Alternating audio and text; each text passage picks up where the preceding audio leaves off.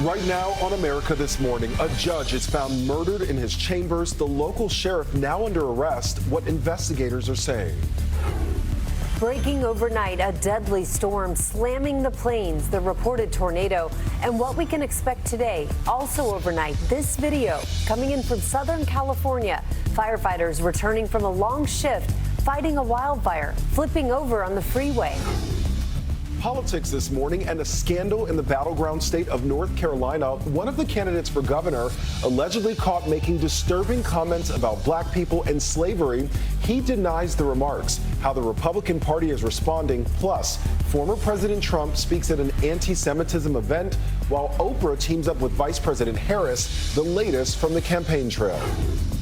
Rising tensions in the Middle East, what we have learned about how Israel carried out those pager and walkie-talkie attacks in Lebanon, and the new warning for Israelis living along the border.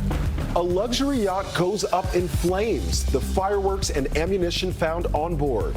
History in baseball. Shohei Ohtani doing something no player has ever done before. Reaction this morning. And a woman is attacked by a python inside her home, squeezed by the giant snake for hours.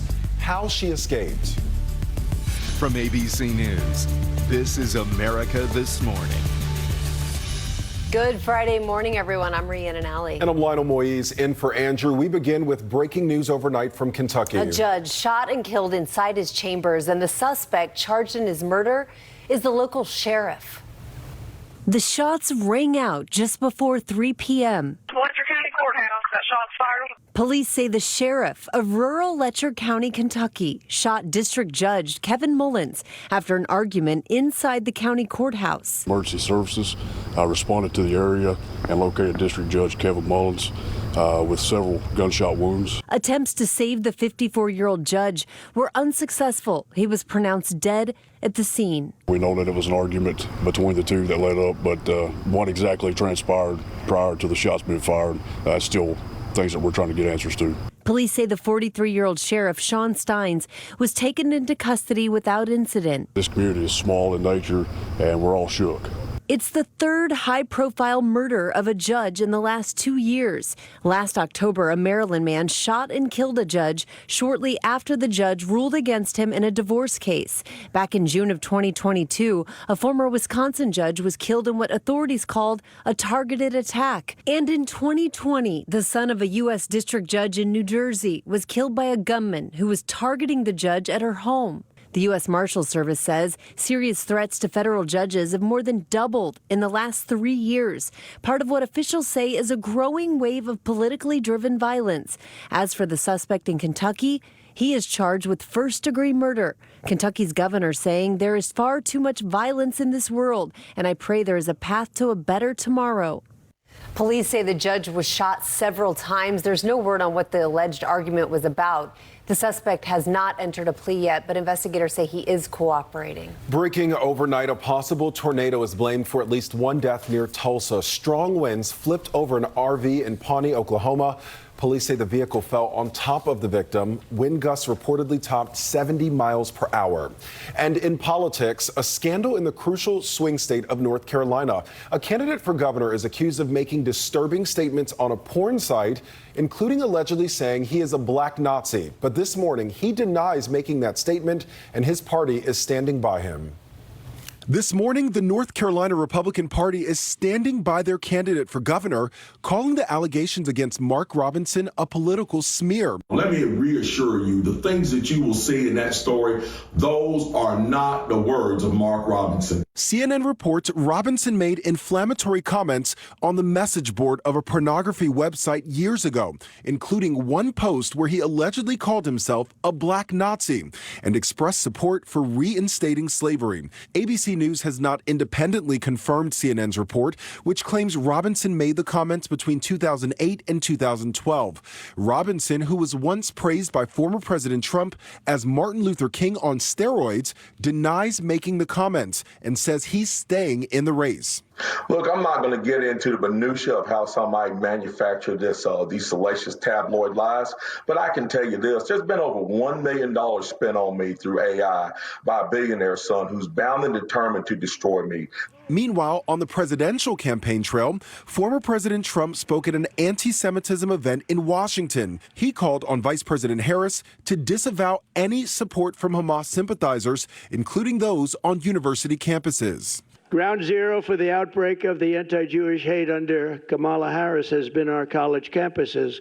Trump also called for a grand jury to investigate a new report from the FBI that says Iranian hackers stole Trump campaign material this summer and tried to send it to Biden campaign associates.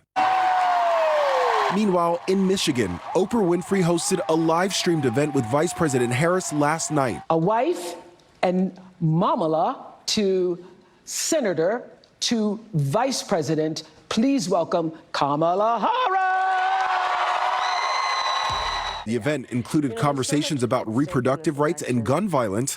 Natalie Griffith, a 15-year-old who was shot in the arm during the recent mass shooting at a Georgia high school, attended with her parents. She said that there was a shooting at the Appalachia High School. My heart just dropped. My heart just got so heavy, and I could not stop. I had to leave. I'm in favor of the Second Amendment, and I'm in favor of assault weapons bans, universal background checks, red flag laws. I'm a gun owner. Tim Walz is a gun. I did not know that. If somebody breaks in my house, they're getting shot. Yes, I hear that. I hear that. Probably should not have said that. But my staff will deal with that later. Yeah. And today, Harris heads to Atlanta to discuss reproductive rights. As for Trump, he holds a rally in North Carolina tomorrow. He did not immediately comment on the Mark Robinson allegations. 8 firefighters in Southern California were injured when their truck crashed on this freeway in Irvine. They were returning from a 12-hour shift fighting one of the wildfires in that region. Officials say the driver swerved, trying to avoid a ladder in the road, and then hit a guardrail. 6 of the 8 firefighters suffered serious injuries. Overseas, Israel has ramped up airstrikes in southern Lebanon just days after those bombings that used electronic devices, including pagers and walkie-talkies. ABC News learning more about how Israel carried out those attacks. ABC's Christian Cordero has the details for us. Christian, good morning. Lionel, good morning to you. Sources say Israel for at least 15 years had been planning this kind of attack using wireless devices. Explosions targeted Hezbollah militants in Lebanon this week, with pagers and walkie-talkies blowing up at the same time, killing at least 37 people, most of them Hezbollah fighters, but 2 children also died and thousands of people were injured. Sources say Israel created shell companies to manufacture and eventually sell the pagers to Hezbollah, planting explosives in the devices with a remote trigger. The walkie-talkies featured the logo of a Japanese company, and that company tells us that kind of device was discontinued 10 years ago. The leader of Hezbollah has called these attacks an act of war. Israel, in the last 24 hours, has ramped up airstrikes targeting Hezbollah sites in southern Lebanon, both sides exchanging fire, and 2 Israeli soldiers were killed. People in northern Israel are being told to stay close to bomb shelters today. As for those pager and walkie-talkie attacks, one expert tells us they likely would not be considered a war crime because Israel appeared to target Hezbollah fighters, not civilians. Rhiannon. All right, Christian, thank you for that. Wall Street opens this morning at a record high. The Dow closed above 42,000 yesterday, following the Federal Reserve's decision to cut interest rates by ½ point. Mortgage rates also dropping to the lowest rate in nearly 2 years, now averaging just over 6%.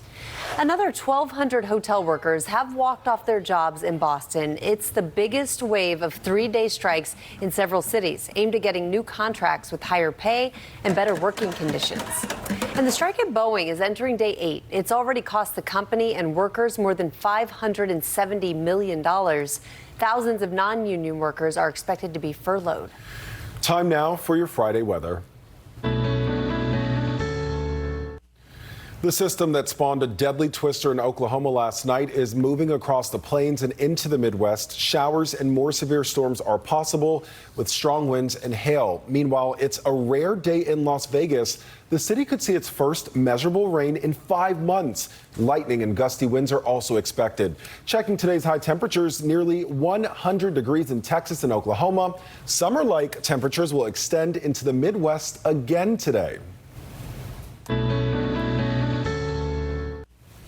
Coming up, the pigs on the run delighting kids at a nearby elementary school. But first, a yacht goes up in flames in California, later sinking. We'll tell you what was found on board. And the government now accusing social media companies of running vast surveillance on people using their apps. The concern about where that data is ending up. That story ahead.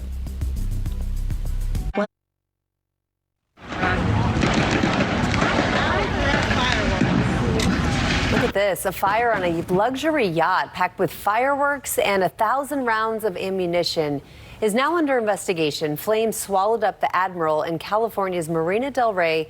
Both people who were on board escaped. The 100-foot yacht eventually sank. The cause of the fire has not officially been determined. The fire at a natural gas pipeline that burned for nearly 4 days near Houston is finally out this morning. It started Monday when an SUV hit a pipeline valve. Human remains were found in the vehicle. Police have opened a criminal investigation. 7 homes nearby suffered major damage. A new warning today about your personal data online.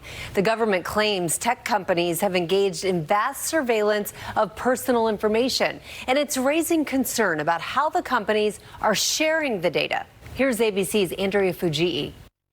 This morning, the Federal Trade Commission is calling on Congress to pass new privacy laws after the agency found social media companies engaging in, quote, vast surveillance on people using their apps. You can almost bet that if you're using a free service, that you're giving up something to have that service. The report is based on information gathered 4 years ago. Several social media and video companies, including Facebook, TikTok, and YouTube, were ordered to explain how they collect, track, and use people's personal information, such as their marital status, income, and level of education.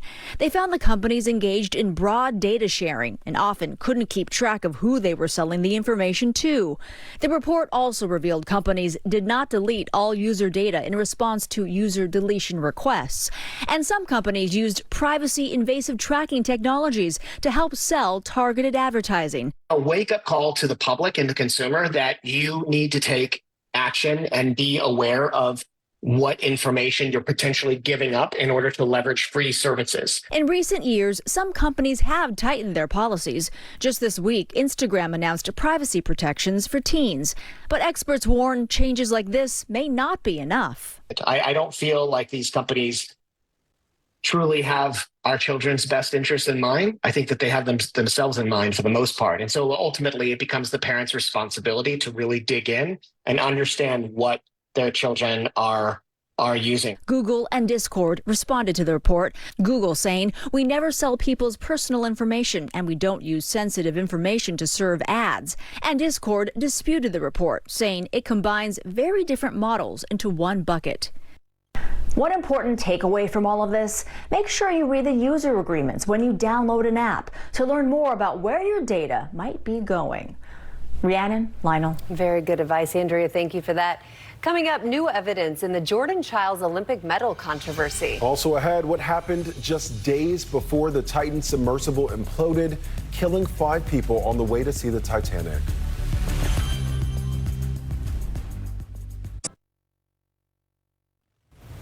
We are back now with an atypical day at the office. A woman working at a check cashing business in Atlanta, look at this, was shocked when men started falling from the ceiling. She was held at gunpoint, forced to open the safe there, and the robbers got away with about $150,000. Fortunately, she is okay. Well, we are learning more about the deadly voyage last year to see the wreckage of the Titanic. A scientist who worked on the Titan submersible is revealing what went wrong before that fatal dive. New details about previous issues with the Titan submersible, which imploded on its way to the Titanic wreck last year, killing all 5 people on board. At a Coast Guard hearing, the company's scientific director testified the Titan malfunctioned just days before its final dive. The platform had a valve malfunction, and the bow of the platform submerged, tilting the platform and the submersible to about a 45-degree angle. No one was injured in that incident, but 6 days later, the Titan imploded on its way to the Titanic. Testimony this week has detailed equipment and design issues, a lack of staff experience, and what critics say was a dangerous determination to rush the mission. But one staff member, Renata Rojas, says the crew departing on that fateful dive was full of excitement. They were just very happy to go. And that's the memory I have. Nobody was really nervous. They were excited about what they're going to see. Make sure you have your camera. Investigators have released underwater footage of the Titan on the ocean floor. Rojas likened the Titan to the Apollo space program, saying she hopes this tragedy does not discourage innovation. With exploration, there's risk. And without taking that risk and the exploration, the world will still be flat. One victim's family has filed a lawsuit claiming the electronic system on the Titan was faulty. We are getting a new look at the evidence that is part of U.S. gymnast Jordan Childs' fight to reclaim her Olympic medal. She has appealed to Switzerland's highest court after being stripped of her bronze in Paris for not challenging her score in time. But her evidence includes video in which her coach is heard asking for an inquiry into the score twice within the 1 minute time limit. The video, which was analyzed by the Washington Post, was not considered by the judges who took away her medal. Still ahead, the new excitement coming to movie theaters. Plus, the remarkable story of this woman being squeezed by a python in its grip for hours.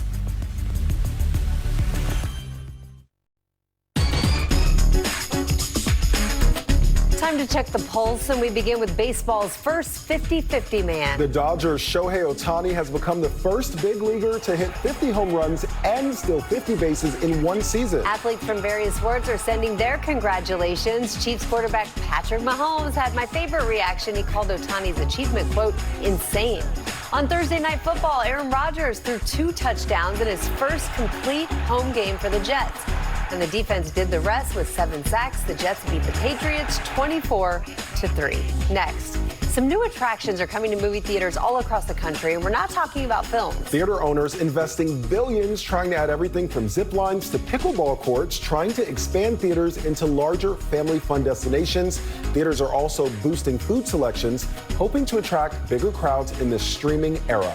Plus, we head to Thailand, where a woman was put under some real pressure in her kitchen. She was about to do her dishes when a python wrapped itself around her torso. The 13-foot snake squeezed her down to the floor and then held her in its grip for 2 hours. A neighbor eventually heard her calls for help. Police showed up and hit that snake with a crowbar until it let her go.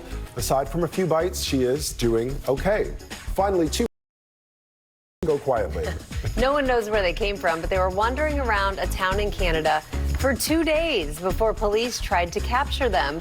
The chase near a school lasted for 2 hours. Those pigs were finally caught and held in a soccer goal. They were eventually taken to a sanctuary. They're pretty fast, too. Who knew pigs could run that fast? Everyone chasing. They're flying. Top headlines next.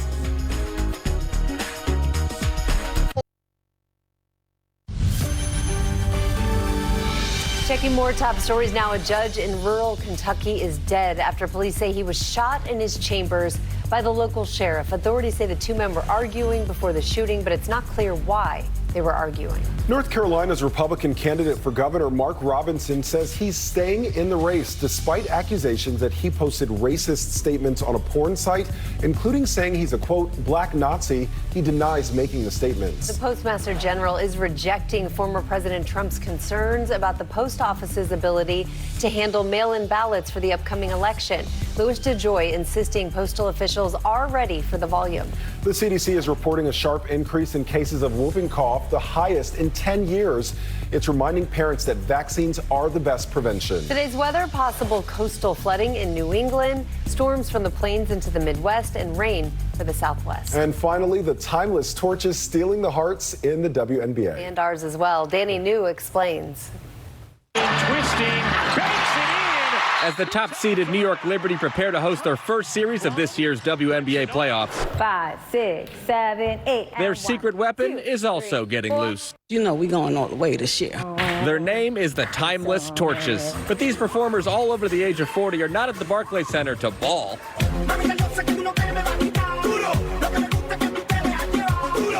No, in the first half of every home game, the Torches are in charge of electrifying the crowd and guaranteeing a raucous home court advantage with their earth-shattering moves. This is the great, yes, oh yeah. During a routine, you might see 87-year-old Shirley Kohler, who has professional experience in ballet and jazz. Do your knees ever hurt? Your back? Oh, we don't discuss that. Okay. Or you may get to witness Captain Margaret Hamilton, who was a founding member back in 2005. When you're walking into a game, you're walking into dreams. But even if you're walking in dressed for the part, Did somebody order some extra liberty? Their routines, often led by mascot Ellie the Elephant, still do not come naturally.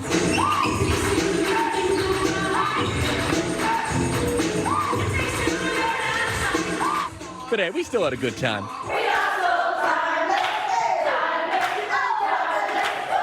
And as the Torches continue to joyously and rhythmically defy what people may expect of folks who are a little more experienced, the team captain has a message for all the doubters. Everything you can do, we can do better. Now that I'm watching the footage of me dancing, they're definitely better than me. So the Liberty's first game tips off Sunday at 1 p.m. on ESPN, and then Caitlin Clark's first ever playoff game with the Indiana Fever guys. That is 3 p.m. on Sunday right here on ABC. Nice moves, Danny. That's us making news in America this morning. Have a great Friday.